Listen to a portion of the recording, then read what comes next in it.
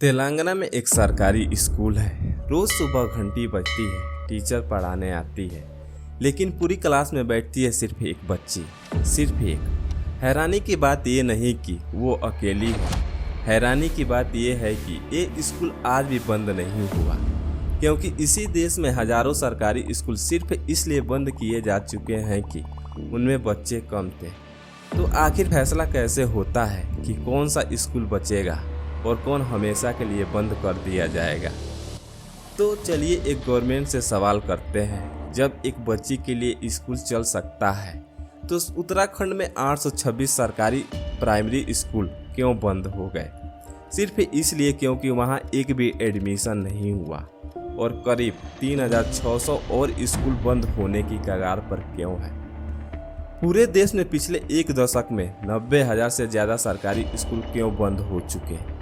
आज हम यही समझेंगे, भारत के सरकारी स्कूल आखिर खाली और बंद क्यों हो रहे हैं और तय कौन करता है कि कौन बचेगा और कौन नहीं। जिन सरकारी स्कूलों को हम बर्बाद, खराब क्वालिटी वाला मानते हैं, हाल ही एक सरकारी रिपोर्ट कहती है कि वही स्कूल असल में पढ़ाई में प्राइवेट स्कूलों से तेज़ी से आगे निकल रही है।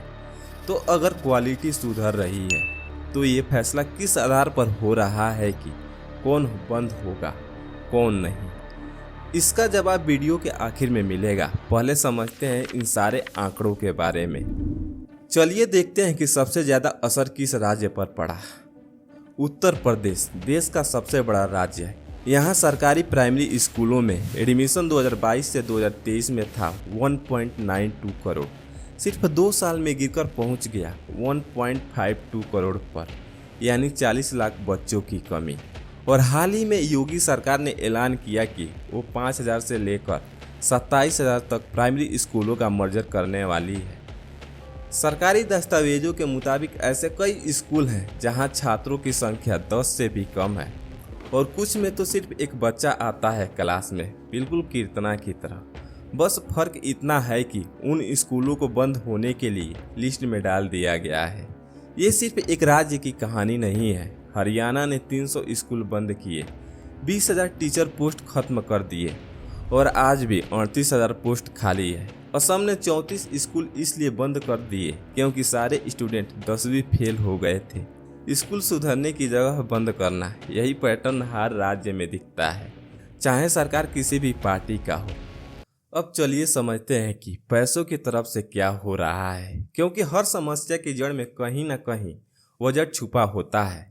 साल 1964 में कठोरी कमीशन ने सरकार को सलाह दी थी कि भारत को अपनी जीडीपी का 6% शिक्षा पर खर्च करना चाहिए।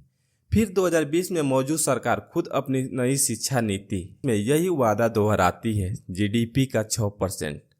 और आज 2026 से 2027 के बजट में शिक्षा को मिला 1.39 ट्रिलियन। पिछले साल से 8.3 ज़्यादा। सुनने में बढ़िया लगता है, लेकिन जैसे ही इस जीडीपी के परसेंट में देखो, ये पूरा गुब्बारा फुस हो जाता है, क्योंकि ये जीडीपी का 3% से भी कम है। 60 साल में 6% का वादा आधा भी पूरा नहीं हुआ। और सिर्फ बजट की कमी नहीं, टीचर्स की भी भारी किल्लत है। संसद की एक स्टैंडिंग कमेटी रिपोर्ट के मुताबिक चलने वाले स्कूलों में करीब 10 लाख टीचर पोस्ट खाली पड़ी है। केंद्रीय विद्यालय और नवोदय विद्यालय जैसे मॉडल सेंट्रल स्कूलों में भी 30% से 50% तक टीचर पोस्ट खाली है। इन आंकड़ों का एक असली चेहरा भी है। टिहरी गढ़वाल के समगढ़ गांव के टीचर जोश सिंह चौहान। पिछले 2 सालों से वो अकेले ही अपने स्कूल के 72 बच्चों को संभाल रहे थे। अटेंडेंस, पढ़ाई, मिड डे मील, हर सरकारी कागज अकेले। और ये गांव कोई भूला बिसरा गांव नहीं था। समर देश को 38 फौजी और अफसर दे चुका था।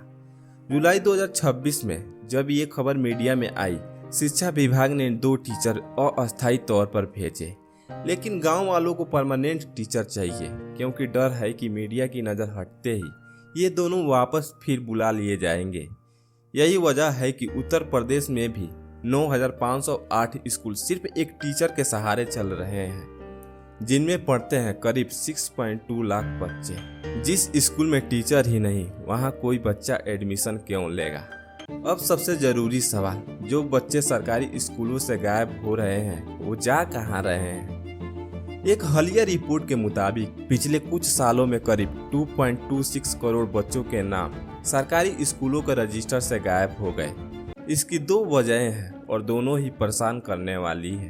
पहली वजह, पेरेंट्स अपने बच्चों को प्राइवेट इंग्लिश मीडियम स्कूलों में भेज रहे हैं, ठीक वैसे ही जैसे कीर्तना के गांव के बाकी सारे माँ बाप ने किया, क्योंकि आज हर माँ बाप को लगता है कि इंग्लिश आना यानी अच्छी नौकरी की गारंटी। यहाँ तक कि एनसीईआरटी के डायरेक्टर ने कहा कि बिना ट्रेड टीचर्स वाले इंग्लिश मीडियम स्कूलों की तरफ पेरेंट को रुझाना असल में बच्चों को नुकसान ही पहुँचा रहा है। दिल्ली सरकार ने तो इसी दबाव में जुलाई 2025 में हर सरकारी स्कूल में इंग्लिश मीडियम सेक्शन अनिवार्य कर दिया। यानी सरकार खुद मान रही है कि अगर उसने बदलाव नहीं किए तो बचे हुए बच्चे भी चले जाएंगे।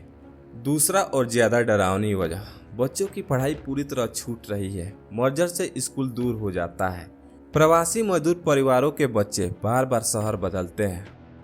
हर बार नया एडमिशन लेना मुश्किल होता है और स्कूल छूट ही जाता है, ठीक उन घोस्ट विलेज की तरह जहां अब गांव ही खाली है।